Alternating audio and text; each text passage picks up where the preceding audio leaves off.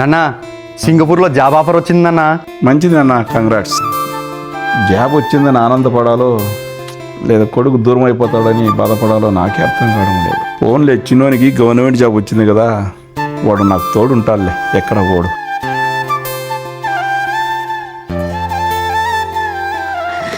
రే నాకు జర్మనీలో మంచి కంపెనీ ఆఫర్ వచ్చిందిరా. రే నీకు ఇక్కడ ఆల్రెడీ గవర్నమెంట్ జాబ్ ఉంది కదా. ఈ గవర్నమెంట్ జాబ్ లో శాలరీ ఎంతరా? 60,000. అదే అక్కడైతే 3 లక్షలు ప్యాకేజ్ ఇస్తామన్నారు కదా. రే మరి గవర్నమెంట్ జాబ్ ఎట్లరా?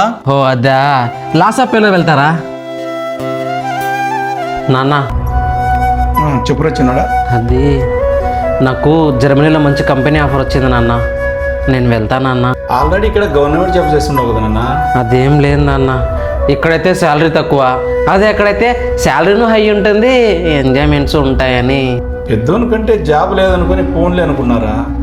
నువ్వు కూడా వెళ్తావా? నువ్వు కూడా పోతే నేను ఒంటరి అయిపోతాను కుదరా. కావాలంటే నా పెన్షన్ డబ్బులు నీకు ఇస్తారా? ఇక్కడే ఉండి ఎంజాయ్ చేసుకో. ఒక్కొక్కసారి ఈ పెద్ద పెద్ద చదువులు తల్లిదండ్రుల నుంచి పిల్లల్ని వేరు చేస్తాయిరా. నాన్న మీరు ఏడవద్దండి నాన్న, నాకు నేను మిమ్మల్ని వదిలిపెట్టి ఎక్కడికి వెళ్ళను నాన్న, నేను మీ దగ్గరే ఉంటా. మీరు బాధపడకండి నాన్న, మీ దగ్గరే ఉంటా. బాధపడకండి నాన్న, నాకు ఎంజాయ్మెంట్స్ ఏమొద్దు నాన్న. నువ్వు కూడా ఎక్కడ దూరం పెడతావు, నేను చాలా బాధపడ్డాను.